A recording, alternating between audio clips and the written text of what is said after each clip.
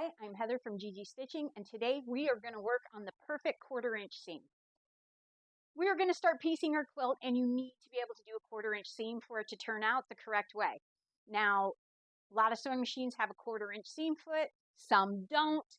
Some you can get online, Amazon, wherever you get it that's generic. It may not be meant specifically for your machine, or you do have one that is for your machine, but for some reason your blocks just aren't turning out the right size. It could be the seaming. We have in the quilting world what they call a scant 1/4 inch. And so what that means is when you measure, you might have a full 1/4 inch, but you need something that's just a little smaller. So a couple of threads smaller than a true 1/4 inch, but yet it's not an 1/8 of an inch. You still need to have a decent seam. So we need to figure out your machine's 1/4 inch. Not every machine is the same, and so you need to be able to practice that.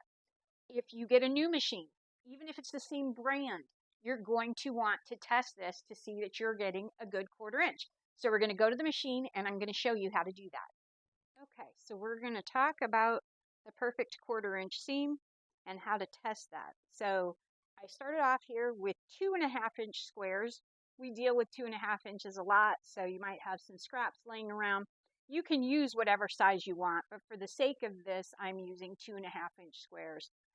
So what we're going to do is sew a seam, and hopefully, camera's right here, so hopefully I managed to do this seam okay. Give me 1 second without bouncing the camera everywhere. And we're going to sew that seam. I have a 1/4 inch foot on here, so we're going to test that this 1/4 inch foot is okay.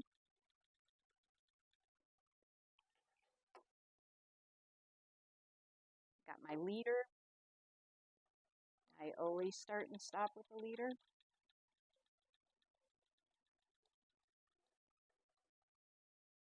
All right, so looks like we've got a nice straight seam.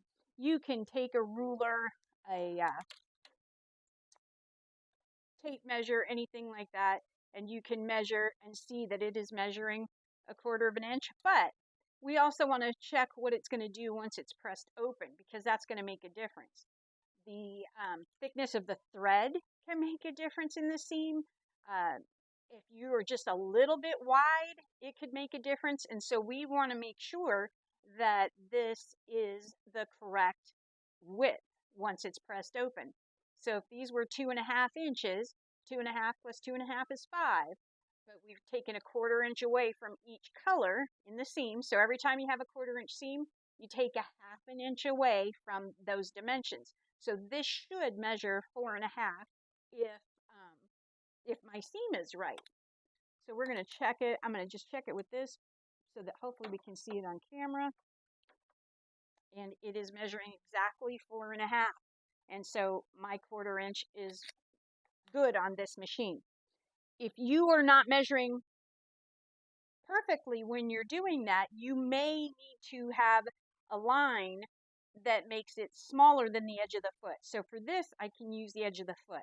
If you don't have a 1/4 inch seam foot and your foot is wider than that and you don't have an edge or a guide to be able to go against, you can either use the diagonal seam tape. This is actually really good. Goes on the bed of your machine.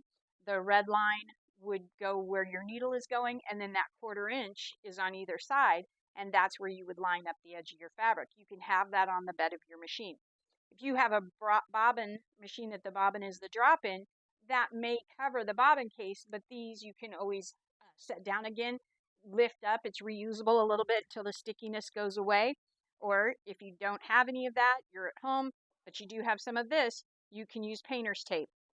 So same thing, that you can position this on the bed of your machine so that you know that your fabric would go against, right against this line.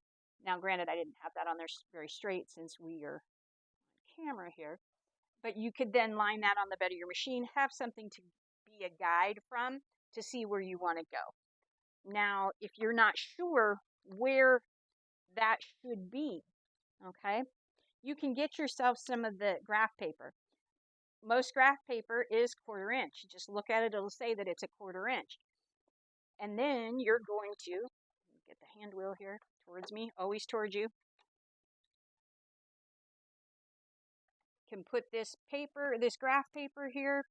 I am going to attempt to get the needle to drop in the line. Oops, sorry about moving the camera, guys. So that way your needle is right in the crosshairs. I'm going to see if I can get you closer here. Okay. So then I'm going to try to get that needle right in the intersection. That lets me know that that's where the needle is. That lets me know that this line is 1/4 of an inch. And if I need to, then I would line up my blue tape with that line so that I have something to follow. So I hope that helps. 1/4 inch is really important to making sure that we get the proper size blocks and everything lines up well. A couple other things, you're needed as well. Cutting correctly, seaming correctly, and pressing correctly. Those are your 3 things that are going to make sure you have success in the size of your blocks.